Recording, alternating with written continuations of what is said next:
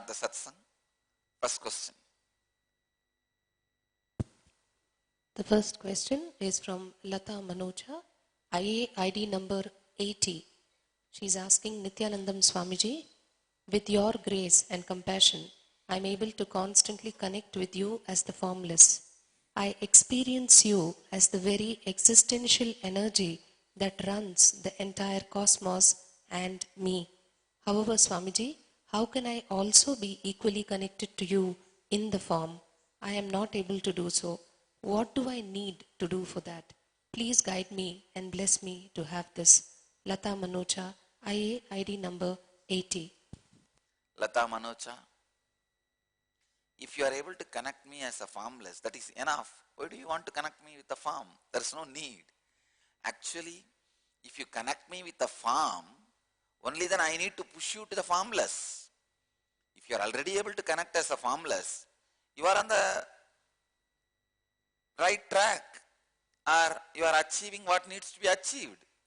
So you don't need to worry that you are not able to connect through form. But one thing I can tell you, I smell little hypocrisy in the whole whatever you call as connection. If it is authentic, as you say, as you claim, connection with my formless, you will not even have this craving. You want to connect with form also. Because my form is not out of my formlessness. My form is part of my formlessness.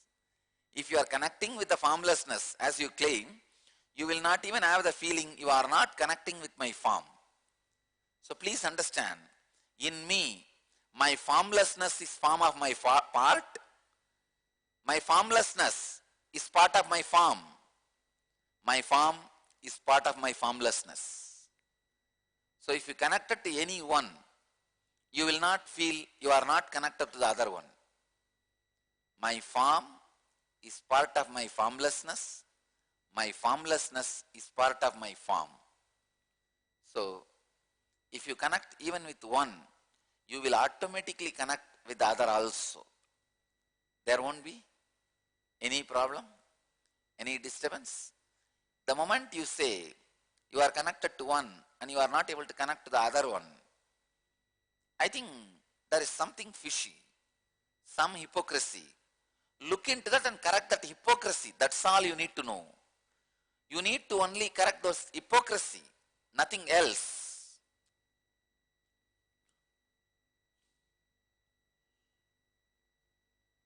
Next question. The next question is from Rajiv Ramnath, IA ID number 57. He's asking, my dear Swamiji, thank you for the out-of-the-world unclutching initiation. I have a question about practically unclutching every moment. The industry I work in thrives on showing the logical connection between two thoughts and ideas. Every moment I'm at work, I am trying to establish this rather convoluted yet connected thought flow. Given this situation, how can I unclutch on the inside, mamakara, but project connected thoughts on the outside, ahankara? Even if I do this successfully, will it create a conflict in me? Thank you. Rajiv Ramnath, IA ID number 57. Rajiv Ramnath, please be seated. Even if you are working in Microsoft, please understand, this question comes before you start practicing. Start practicing, you will understand. I only wanted to ask you one question. In your experience, you would have seen thousands of people from your birth. Have you seen anybody more coherent, logical, connecting the thoughts and ideas than me? I tell you, I am resting in the ultimate unclutching. So I am the living example that somebody can be resting in the ultimate unclutching, constantly connect thoughts, ideas, logically, coherently, without any convolution, go on presenting it to the world, but go on living in a complete unclutched space. Understand, see me and be inspired and be encouraged, be assured it is possible. Logically, I cannot give you answer for this question. Only experientially I can give you inspiration for this question.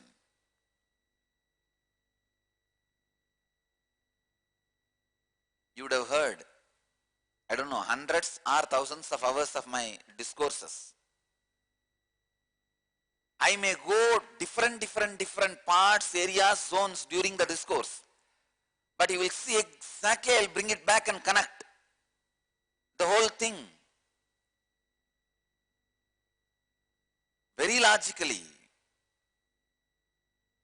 Sometime you will feel, I will start with one idea, suddenly I would have gone somewhere else. Only when I bring back, you will think, oh God, he left from here, na? You would not have remembered from where I left. But I remember and bring you back and connect to it. This is because complete restful awareness and unclutching. Rajiv Ramnath, if you do this unclutching as a continuous practice, not only you will be successful, you will not have any conflict. Don't bother at all. Don't worry at all. Only when you don't unclutch, there will be so much of conflict. See, conflict is nothing but too many thoughts trying to get connected to one source at the same time. Unclutching is nothing but connecting too many thoughts to the same source one by one. Unclutching works on time. When it works on time, all your thoughts will be connected to same source, but there will be time gap, so that the emotion from one thought to the other thought is not carried as it is without getting nullified. Please understand, when you unclutch, the emotion is not transferred from one thought to the other thought in the same vigor. It is like you don't inherit the diseases and karmas of your parents. See, every thought, your earlier thought is the parent for this thought. If this receives the karmas, the loaded emotions and diseases of the earlier thought, it inherits the same old sufferings and karmas and diseases.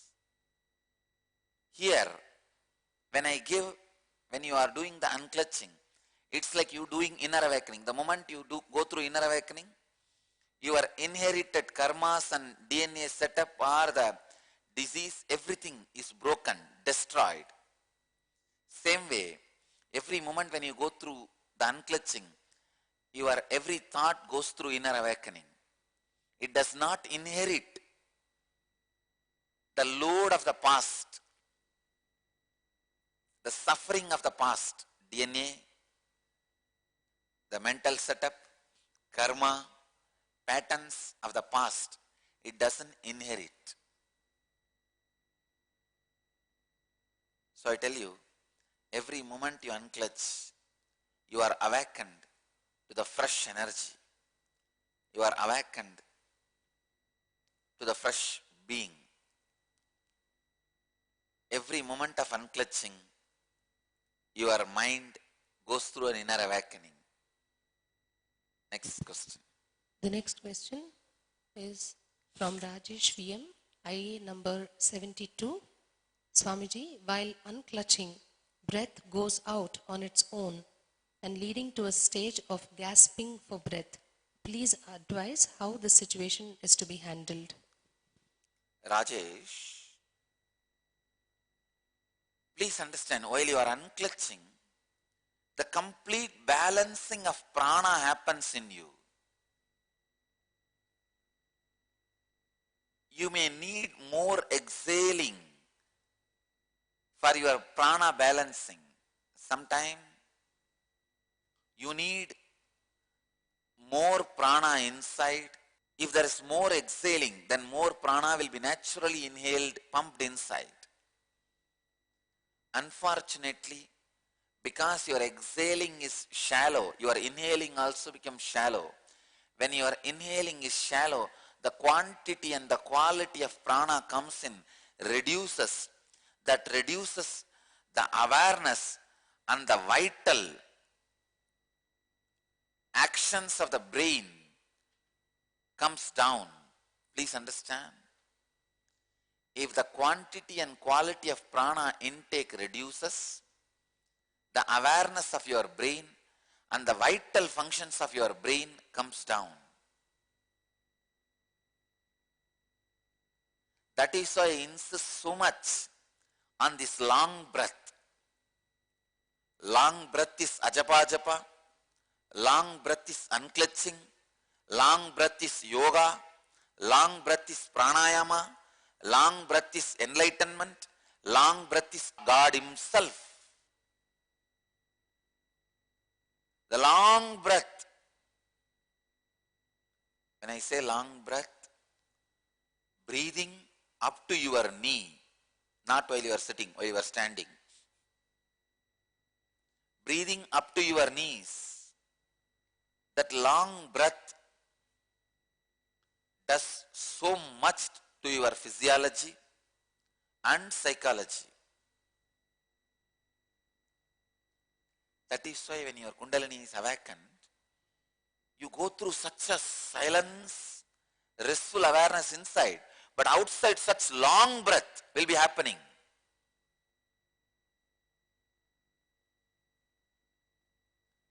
When you are unclutching, if the breath goes out on its own and leading to a stage of gasping for breath, don't worry, it is perfect. Your prana and samana is getting balanced. Samana or prana getting balanced never happens without pranayama other than unclutching. Unclutching is the only key which can balance samana, prana, everything.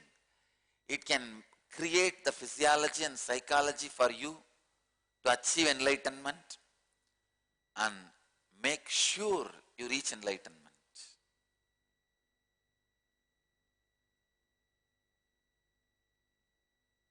So you are on the right track.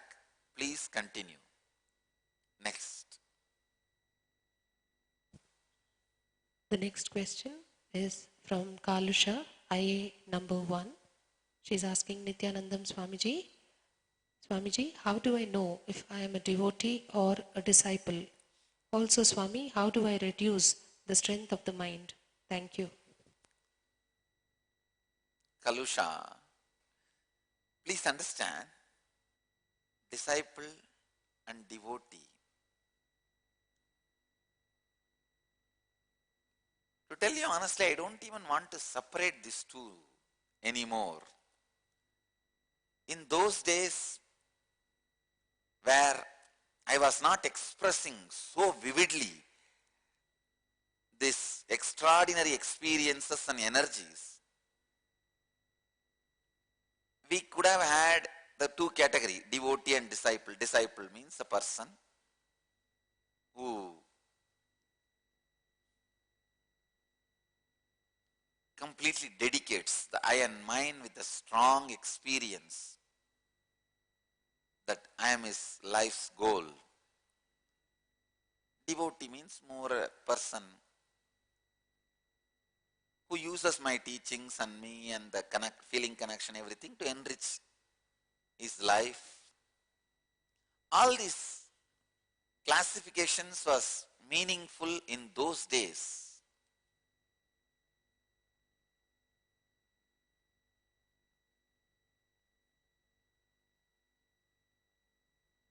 Now, especially after I started making people experience the Kundalini awakening and the levitation and materialization, all the extraordinary experiences and powers have become so visible.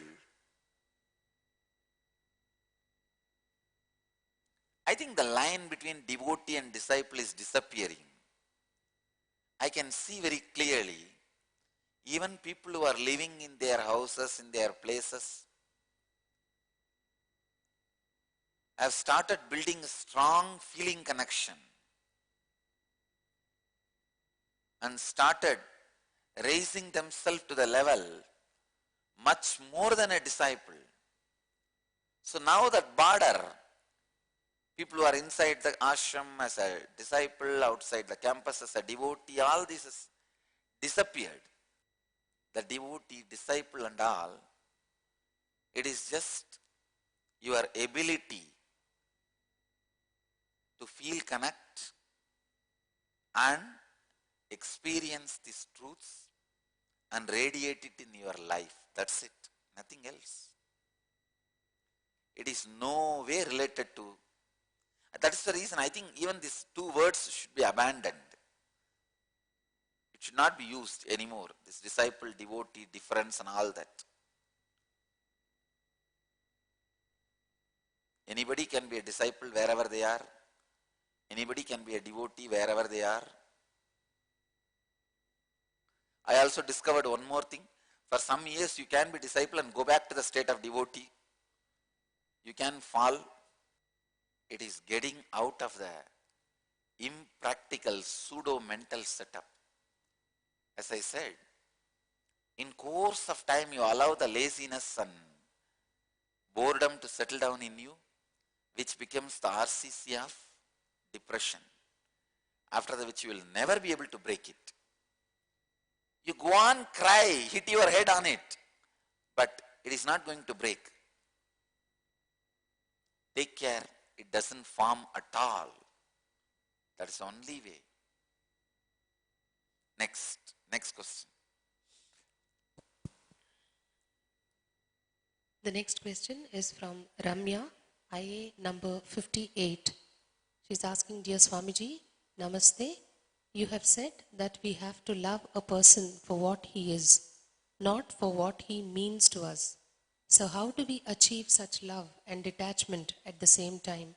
Please explain. Nithyanandam, Ramya, IA number 58. Ramya, you are asking, Dear Swamiji, Namaste, you said that we have to love a person for what he is. No, you heard it. I have not said it. Understand? You are asking the question. Let me read the question. You said that we have to love a person for what he is, not for what he means to us. No. I only made a statement, you love a person for what he means to you. But I never made the second statement, you should love a person what he is. No. Understand, your love is hypocrisy. I stop there. I am not saying you should love a person for what he is. No. I never made that statement. You come to your own conclusion based on my first statement. Again, the mistake of convoluted logic. See, there are two different logics. For example, one statement, all human beings have one head. Rama is a human being. Then third statement, you can naturally come to the conclusion, Rama has one head. This is okay. But there are some other situation, there is a different logic, where I say, Chitsabha has a two-door. One door is open. First statement, Chitsabha has a two-door. Second statement, one door is open. Third statement, I never said the other door is closed, but you come to the conclusion, other door is closed. I only made the statement, one door is open. You should have seen before coming to the third statement, whether it is closed or not.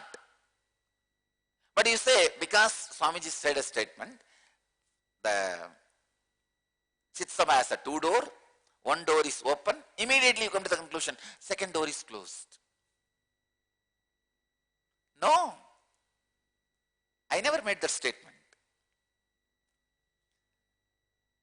You are asking, how do we achieve such love and detachment at the same time? Understand? Just understand this much. Your love is only based on what the other person means to you. Just this understanding will take care. The right love and right detachment will happen in you. But don't make that second statement.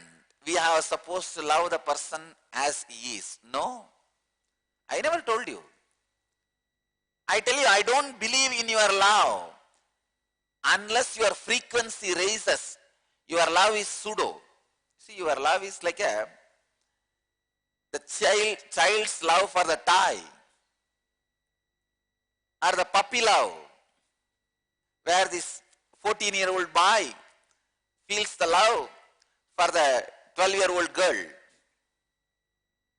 The school puppy love. But don't you understand that love is not stable love? All your love is puppy love and puppet love.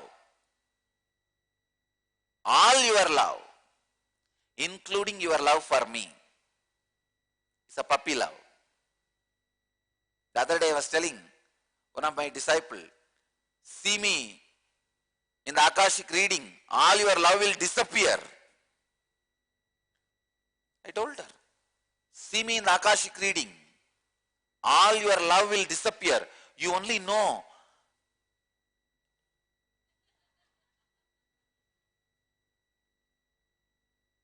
he is an ocean living inside this body. He can be revered, can't be loved. He can be respected.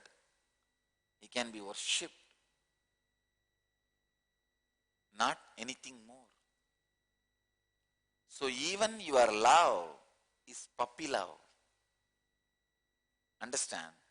Even your love for me is puppy love. Then what about your love for others? I don't believe in your love at all. I believe in making you more and more matured.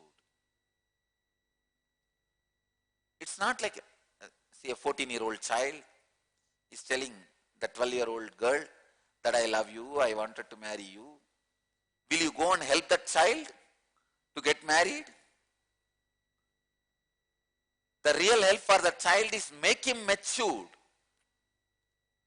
Then even after that, if he wants, that is up to him. Then he will take the responsibility for it. I am not here to teach law.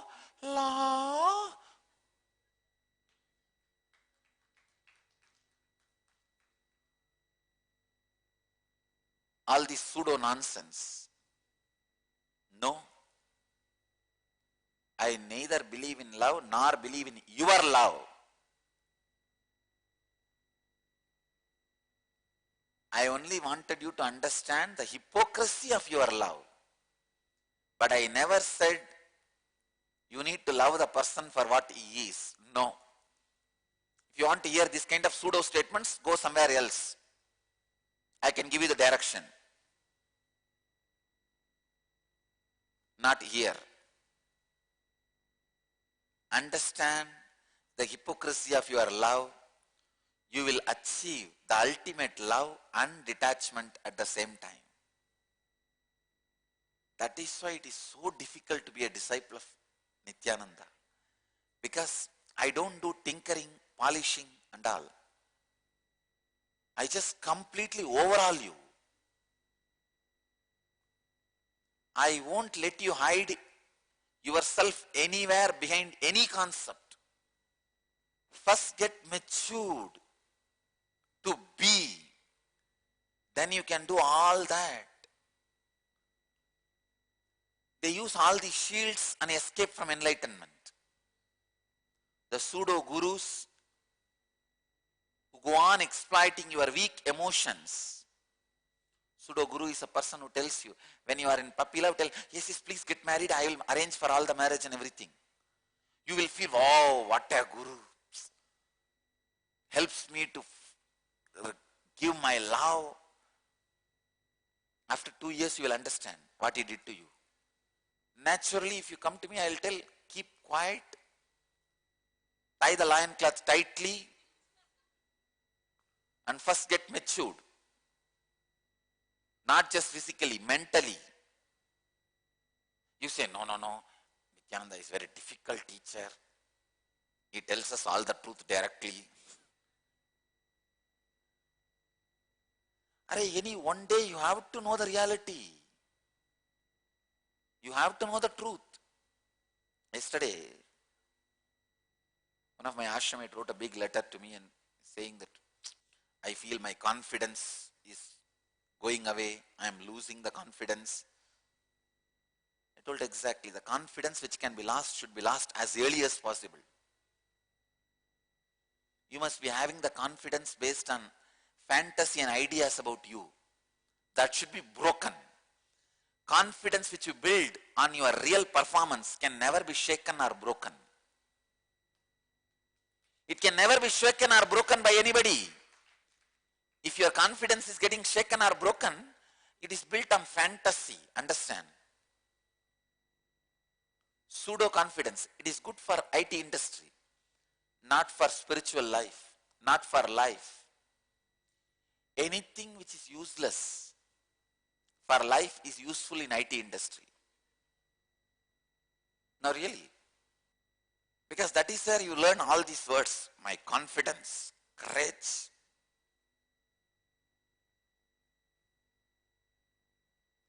All these pseudo words you learn. I tell you, the first step to learn love is go through identity crisis. You should be completely in the crisis of not knowing what your identity is. Literally going through acid wash. All the ideas you carry will be broken to pieces, including the idea about you. It's like only after going through the surgery, you can be out of tumor. Only after going through the identity crisis, you know what is being and loving and life itself. The best place to go through the surgery is hospital. Best place to go through the identity crisis is Jnanapeetham. You can go through the surgery on your own also in the house. You can just cut and try to take the tumor. But you don't know whether you will be alive after that. Same way, if you try to go through this identity crisis outer world on your own, you don't know whether you will stand up after that or not. Identity crisis is a basic requirement for you to flower as a new being. If you are in Dhyanapitham for more than 1 year and you did not have identity crisis problem, something is seriously wrong with you. Means you are not connecting rightly with me and the spiritual process happening here. Identity crisis is the initiation into Agori. You just don't know. All your ideas about love, compassion, heaven, life, everything will be broken to pieces. Yesterday, that ashramite has written one letter, in that letter one line. I feel outside people are much better than the ashramites, the unfriendliness I experience. I said, exactly, you are right. Outside people will show you pseudo love. Love.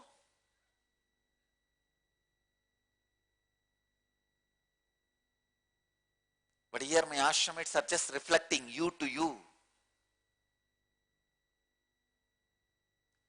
You are standing just with bones as a skeleton, but you expect the other person should have a lot of flesh and be a cushion for you. No. If you are a skeleton, these guys are going to be a skeleton for you.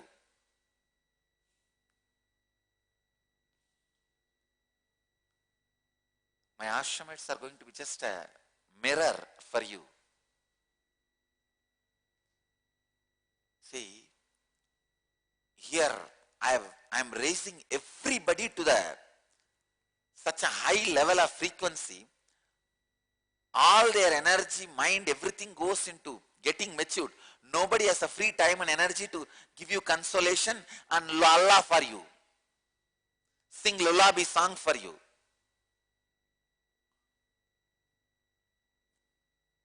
Only if you have extra time and energy and attention, which you have spare, you can go around and give, Lola, how are you? Doing well? The so-called idiotic friendliness. But here, people are very authentic and clear.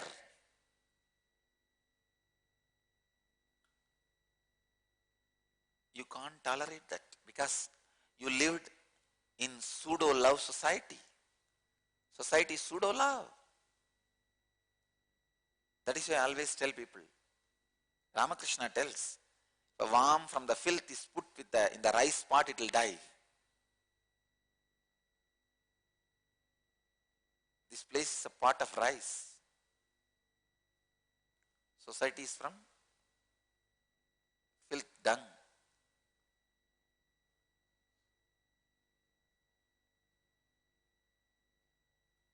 Go through the identity crisis because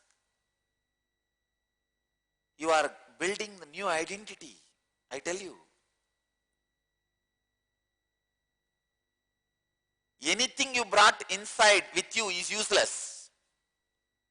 Whether your so-called efficiency, intelligence, knowledge, ideas, personality, you yourself is not useful here anymore. Daksha's bed, cot, pearls, jewels, AC machine, blanket, all this will not be useful in Kailash. Daksha gives all the gifts to Shiva, saying, this all my daughter will need in Kailash. Shiva laughs and says, no, she doesn't need anything. It means what? I am not going to take any of this.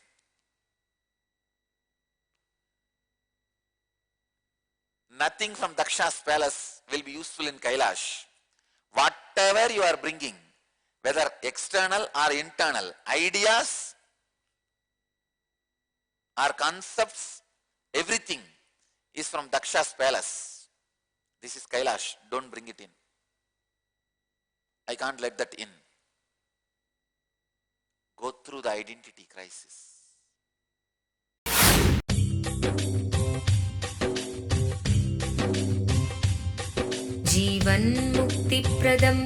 Paramahamsa Nithyananda, a rare living incarnation, is named among the world's 100 most spiritually influential personalities today. Paramahamsa Nithyananda has been placed alongside Dalai Lama, Nelson Mandela, Oprah Winfrey, Paulo Coelho and others by Mind, Body, Spirit, the world's top esoteric magazine from Watkins, London's oldest and largest bookstore. A yogi by birth, he has been expressing his power of enlightenment since birth. He has authored more than 500 books in Tamil and English. Translations of these books are available in 26 languages in Telugu, Kannada, Malayalam, Hindi, Sanskrit, Gujarati, Oriya, Bengali, Marathi, French, Malay, Polish, Portuguese, Italian, German, Danish, Spanish, Russian and Chinese. He is also an exemplary speaker with over 10,000 hours of profound life solutions through his discourses. Social services such as Annadan, free medical care, free educational services, with ashrams, schools, temples, hospitals established in more than 140 places around the world, offering exceptional services. A powerful spiritual healer who has healed millions of people of diseases from migraine to cancer.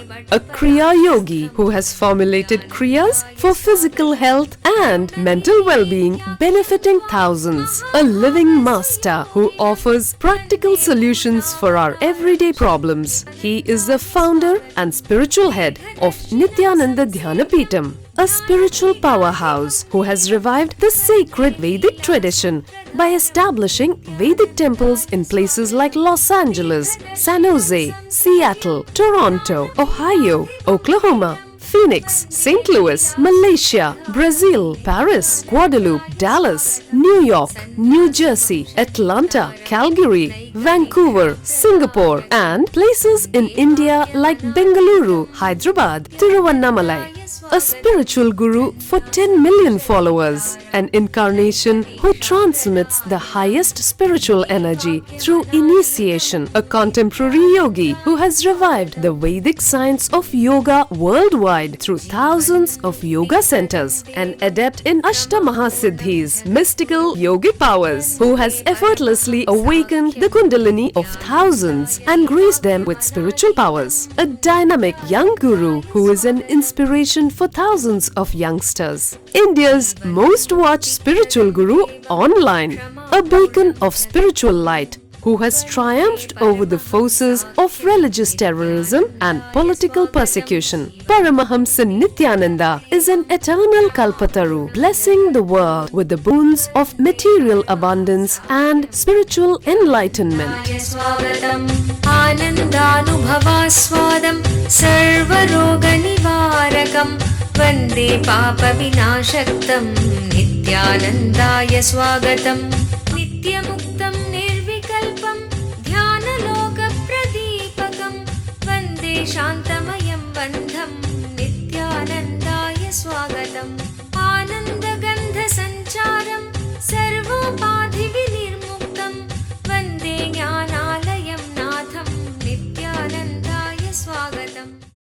Let you all achieve, experience, live, express, radiate, share and explode in eternal bliss. Nithyananda. Nithyananda Dhyanapeetham, Nithyananda Nagar off Mysore Road, Bidadi, Bangalore 562109. Contact 097422033311. www.nithyananda.org. www.youtube.com/lifeblissfoundation.